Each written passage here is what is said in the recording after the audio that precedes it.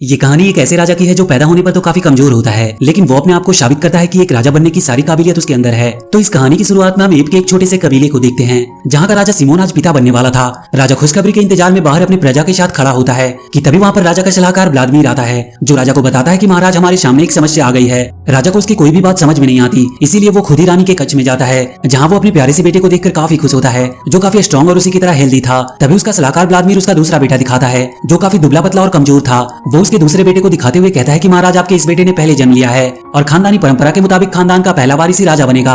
राजा अपने बड़े बेटे को देखकर काफी उदास होता है, क्योंकि वो काफी छोटा और कमजोर था और वो जानता था कि प्रजा कभी भी इसे अपने राजा के रूप में स्वीकार नहीं करेगी। तभी वहाँ राजा की जादूगरनी जो एक विच होती है वो वहाँ पे आती है। वो राजा को दिलासा देते हुए कहती है कि महाराज आप चिंता न करें, इसमें आपकी कोई गलती नहीं, ये तो प्रकृति का दोष है और ये इतना कमजोर है कि कोई भी इसे कभी अपना राजा स्वीकार नहीं करेगा।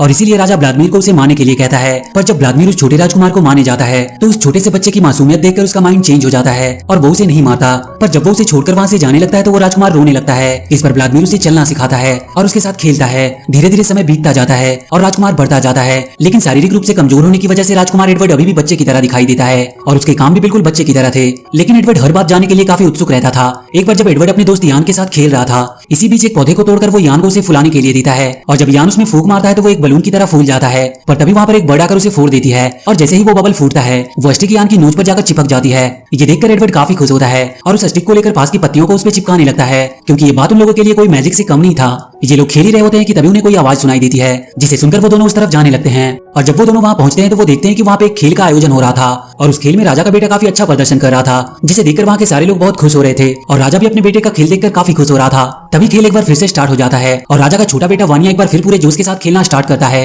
लेकिन जैसे ही गेंद यान के पास आता है, यान अपने आप पर से कंट्रोल खो देता है और वो गेंद पकड़ने के लिए नीचे कूद जाता है। उसी के साथ एडवर्ड भी नीचे कूद जाता है और दोनों गेंद के साथ नीचे गिरते हैं, पर वो गेंद उनके हाथ से छूटकर एक गड्ढे में चली जाती है। ये सब देखकर वहाँ के लोग उन दोनों को घेर लेते हैं। एडवर्ड तो किसी तरह उनसे बच जाता है, लेकिन वो लोग यान को बहुत बुरी तरह से पीटते हैं। ये देखकर एडवर्ड तुरंत उसी पौधे को तोड़ता है और उसमें फूंक मारकर उसे चिपचिपा बना देता है और उसकी मदद से वो उस बॉल को गड्ढे से निकाल लेता है। वो जब उस बॉल को गड्ढे से बाहर निकालता है तो वो लोग उसे देखकर काफी हैरान होते हैं। तभी वहाँ पर वानिया आता है जो एडवर्ड से बात करने लगता है, पर तभी वहाँ पर विच और व्लादिमीर की नजर एडवर्ड और वानिया के पैरों पर जाती है तो वो लोग काफी हैरान होते हैं, क्योंकि उन दोनों के पैर बिल्कुल समान थे। वानिया एडवर्ड से बॉल ले लेता है और खेल को एक बार फिर स्टार्ट करने की कोशिश करता है, लेकिन गेंद पर चिपचिपा पदार्थ लगे होने के कारण गेंद वानिया के हाथ में चिपक जाता है और वहाँ के सारे लोग उसके हाथ से वो गेंद को छुड़ाने की कोशिश करने लगते हैं। लेकिन काफी मेहनत करने के बाद भी उन लोगों से वो गेंद नहीं छूटती। लेकिन अंत में एक बंदर उस गेंद को छुड़ा लेता है और जैसे ही वो उस गेंद को छुड़ाता है वो जाकर एक पेड़ से टकराता है और उसके हाथों से वो गेंद छूटकर राजा के सिर पर जा लगती है और वो वहीं चिपक जाता है। व्लादिमीर उसके सर से वो गेंद छुड़ाने की कोशिश करता है और जैसे ही वो उस गेंद को उसके सर से छुड़ाता है, राजा के सर के बाल भी उस जगह से उखड़ जाते हैं। राजा इस बात से काफी नाराज होता है। ये लोग आपस में बात कर ही रहे होते हैं कि तभी वहाँ पर एक बंदर आता है जो उनसे कहता है कि उन्हें राजा ने बुलाया है। ये बात सुनकर एडवर्ड काफी खुश होता है और यान के साथ वो दौड़ते हुए राजा के पास जाता है। राजा एडवर्ड से कहता है कि उसने सुना है कि तुम मैजिक जानते हो और वो उसे उसका मैजिक दिखाने को कहता है। ये बात सुनकर एडवर्ड पेड़ की पत्तियां सहित एक डाल को तोड़ कर लाता है और उसे राजा के सिर पर लगा देता है, जो बिल्कुल एक क्राउन की तरह लगता है, जिसे देखकर सभी लोग बहुत खुश होते हैं। राजा को इसका चेहरा दिखाने के लिए एडवर्ड एक पत्ते में बरसात का पानी इकट्ठा करता है और वहीं हम देखते हैं कि राजा की जादूगरनी जो एक विच होती है वो मौका पाकर वहां से निकल जाती है। इधर एडवर्ड उस पानी से भरे पत्ते में राजा का उसका चेहरा देखने को कहता है और जैसे ही राजा उसमें अपने आप को देखता है वो खुद को देखकर घबरा जाता है, क्योंकि इससे पहले कभी उसने अपने आप को देखा नहीं था। तो एडवर्ड राजा सिमोन से कहता है कि डरने की कोई बात नहीं और वो एक बार फिर से उसमें अपने आप को देखता है और इस बार वो अपने आप को देखकर काफी खुश होता है। इसके बाद एडवर्ड राजा के लिए एक झूला बनाता है और राजा सिमोन को उस पर बैठने के लिए कहता है। इधर वो विच अपनी काली शक्तियों से बहुत सारे मधुमक्खियों को पैदा करती है और उन मधुमक्खियों को वहाँ के सभी लोगों पर छोड़ देती है। इधर राजा को झूले पर झूलने में काफी मजा आ रहा था कि तभी वहाँ पर बहुत सारी मधुमक्खियां उन पर हमला कर देती है, जिसकी वजह से वहाँ पर भगदड़ मच जाती है और राजा वहाँ से नीचे गिर जाता है। ये देखकर वानिया एडवर्ड को भी वहाँ से नीचे गिरा देता है, पर इस बात से राजा वानिया पर काफी गुस्सा करता है और इसी बात से नाराज होकर वानिया वहाँ से चला जाता है। और वहीं हम एडवर्ड को देखते हैं जो नीचे गिरने की वजह से काफी वीक फील कर रहा था। तभी उसके पास यान आता है जो उसकी मदद करना चाहता था, लेकिन काफी दूर होने की वजह से वो उसकी मदद नहीं कर पाता। तो यान वहाँ से आगे की ओर बढ़ता है और इसी दौरान वो एक गड्ढे में गिर जाता है और जब एडवर्ड उस गड्ढे से बाहर निकलता है तो उसे दो ऑस्ट्रिच मिलते हैं जो काफी सुंदर थे और साथ ही उसे वहाँ पर बहुत सारे जंगली जानवर दिखाई देते हैं, जिसे देखकर एडवर्ड काफी खुश होता है। पर तभी वो देखता है कि कुछ जंगली भेड़िए तेजी से उसकी तरफ बढ़ रहे थे, तो वो वहाँ से भागने की कोशिश करता है, लेकिन वो पीछे की ओर जाने लगता है, क्योंकि एडवर्ड कभी भी अपने दो पैरों से दौड़ा नहीं होता है। पर किसी तरह वो घूमकर पीछे की ओर दौड़ते हुए वहाँ से निकल जाता है। इधर एडवर्ड द्वारा दी गई पानी से भरे पत्ते में सभी लोग अपने चेहरे को देखकर काफी खुश हो रहे थे कि तभी उनकी नजर एडवर्ड पर जाती है, तो वो देखते हैं कि उसके पीछे बहुत सारे जंगली भेड़िए लगे हैं। एडवर्ड वहाँ से भागते हुए एक गेंडों के झुंड में चला जाता है और जब गेंडे भेड़ियों को देखते हैं तो वो वहाँ से भागने लगते हैं। भागते हुए गेंडे जब एडवर्ड के पीछे लग जाते हैं और जब राजा ये देखता है तो वो उसकी मदद करने के लिए अकेला ही चला जाता है। एडवर्ड को बचाते हुए राजा घायल हो जाता है और काफी चोट लगने की वजह से राजा की वहीं पर मौत हो जाती है। लेकिन मरने से पहले राजा उसे ये बता देता है कि वो उसी का बेटा है और वानिया उसका छोटा भाई है। ये बात सुनकर वानिया जरा भी खुश नहीं था। वानिया अपने डैड को लेकर वहां से चला जाता है। एडवर्ड को जब इस बात का पता लगता है कि वो राजा सिमोन का बेटा है तो वो काफी हैरान होता है। राजा के मौत के बाद वानिया के राजा बनने की तैयारियां शुरू होने लगती है और वहाँ के लोग भी अपने नए राजा के रूप में वानिया को पाकर काफी खुश लग रहे थे। वहीं एडवर्ड और यान उस पेड़ के नीचे जंगल में होते हैं। तभी आसमान में बिजली चमकने लगती है और एक बिजली आकर सूखे पेड़ पर गिरती है जिससे उसमें आग लग जाती है।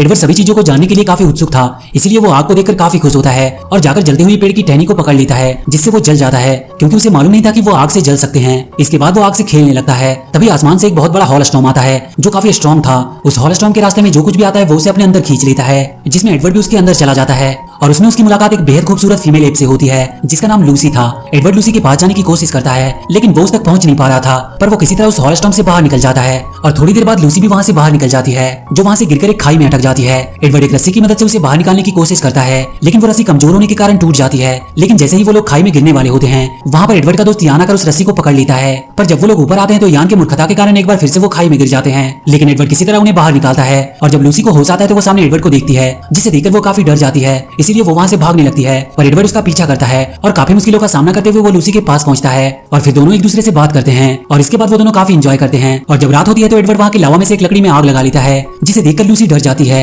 लेकिन एडवर्ड उसे समझाता और उसे लेकर अपने होम ट्री की ओर जाता है जिसे देखकर सभी बंदर काफी खुश होते हैं क्योंकि रात में एडवर्ड की वजह से उजाला हुआ होता है। तभी वहां पर वानिया आता है। उसे लगता है कि आग उनकी दुश्मन है, इसीलिए वो एडवर्ड को वहां से चले जाने को कहता है। पर एडवर्ड वानिया को समझाता है और कहता है कि आग हमारी दुश्मन नहीं बल्कि दोस्त है और वो एक एक करके बहुत सारी लकड़ियों में आग जलाकर उन्हें दिखाता है। लेकिन विच सभी को एडवर्ड के खिलाफ भड़का देती है जिसकी वजह से सभी लोग एडवर्ड को वहां से मारकर भगा देते हैं। तो वो दोनों एक गुफा में जाते हैं जहां उन्हें एक भेड़िया मिलता है, पर एडवर्ड उस आग की मदद से उसे भगा देता है और वो दोनों रात को उसी गुफा में रहते हैं। एडवर्ड बहुत सारी लकड़ियों की मदद से वहां पर काफी उजाला कर देता है। अगली सुबह लूसी और एडवर्ड मिलकर शिकार करते हैं। रात में लूसी जब गुफा में पत्थर को पत्थर से टकराती है तो उसमें से चिंगारी निकलती है। ये सब देखकर एडवर्ड उस चिंगारी से आग पैदा करता है और इसके बाद वो लोग डेली शिकार करते हैं और रात वो गुफा में ही बिताते हैं। एक दिन लूसी और एडवर्ड अपने शिकार को कच्चा खा रहे थे तो एडवर्ड एक मरे हुए शिकार को आग में डाल देता है और जैसे ही शिकार आग में पकने लगता है तो उसकी खुशबू पूरे जंगल में फैल जाती है जिसकी वजह से सारे बंदर उसे खाने के लिए काफी एक्साइटेड हो जाते हैं और सभी लोग उसे खाने के लिए एडवर्ड के पास चले आते हैं। लूसी उन्हें वहां से भगाना चाहती थी लेकिन एडवर्ड उसे ऐसा करने से मना करता है और इसके बाद सभी लोग मिलकर खाना खाते हैं और रात वहीं गुफा में बिताते हैं और वो लोग वहां पर खूब मस्ती करते हैं। सभी लोग काफी खुश थे और उधर राजा वानिया कई दिनों तक अकेले ही पेड़ पर बैठा होता है।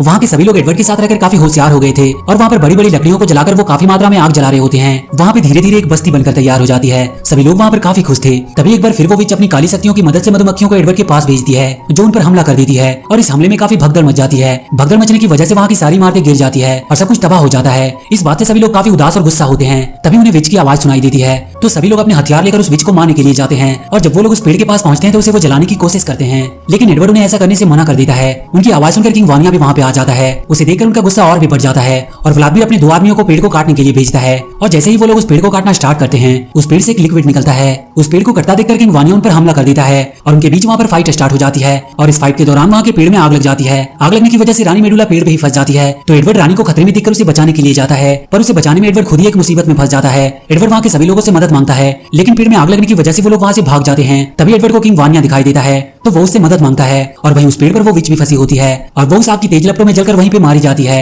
इधर वानिया एडवर्ड को बचा लेता है लेकिन उनका घर पूरी तरह से जलकर बर्बाद हो गया था।